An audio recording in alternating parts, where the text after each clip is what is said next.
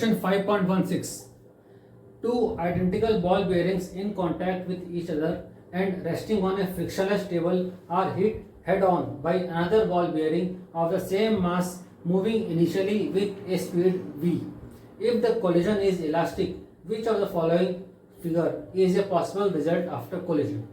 आपके पास कोलिजन का सिंपल सा कॉन्सेप्ट दिया हुआ है. इस क्वेश्चन से आपको कोलिजन का कॉन्सेप्ट बहुत अच्छे से क्रिस्टल क्लियर होने वाला है. ध्यान से समझना इस क्वेश्चन को.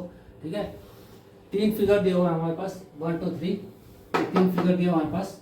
और एक क्वेश्चन ये है कि दो बॉल बेयरिंग्स रेस्ट पे रखे हुए हैं. उन्हीं मास, इक्वल मास का एक और बॉल बेयरिंग, थर्ड बॉल आकर इनको हिट करता है. तो आफ्टर कोलिजन क्या सिचुएशन होने वाली है, ये पूछ रहा है. तो बहुत सिंपल कॉन्सेप्ट है, इसको आप याद रखें. आपको दिख रहा है ये इनिशियली ये रेस्ट पे है, ये v/2 से मूव कर रहे हैं. अच्छा, ये v से मूव कर रहा है. ठीक है, ये v वेलोसिटी से मूव कर रहा है. आकर इसको कोलाइड किया, तो इन तीनों में से कौन सा सिचुएशन होगा? ये जो मूव कर रहा है वो रेस्ट पे आ जाएगा. ये दोनों v/2 से मूव करेंगे, पहला केस. दूसरा, ये जो रेस्ट कर रहा है, ये जो मूव कर रहा है वो रेस्ट पे आ जाएगा. जो रेस्ट पे था ये मूव करेंगे, दूसरा केस. और थर्ड केस है, तीनों इक्वली v/3 स्पीड से मूव करने लगेंगे. कौन सा सही होगा? तो आज का इसका आंसर कौन सा होना चाहिए? आंसर जानने से पहले कॉन्सेप्ट समझ लीजिए. इलास्टिक कोलिजन में, in an elastic collision, if all the masses are same then velocities are interchanged.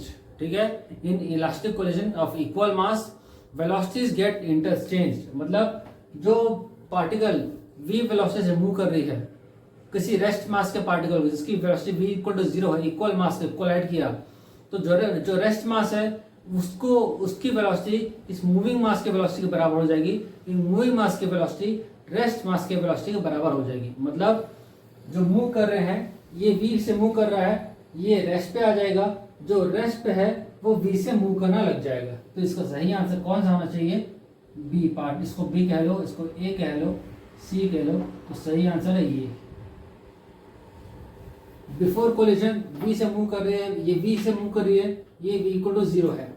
After collision ये v = 0 हो जाएगी और ये v से मूव करना चालू कर देगी. तो this is the right answer. इसको ध्यान रखना है. ठीक है, इन इलास्टिक कोलिजन, इसको लिख लेते हैं, elastic collision velocities are interchanged. इसको नोट कर लेंगे.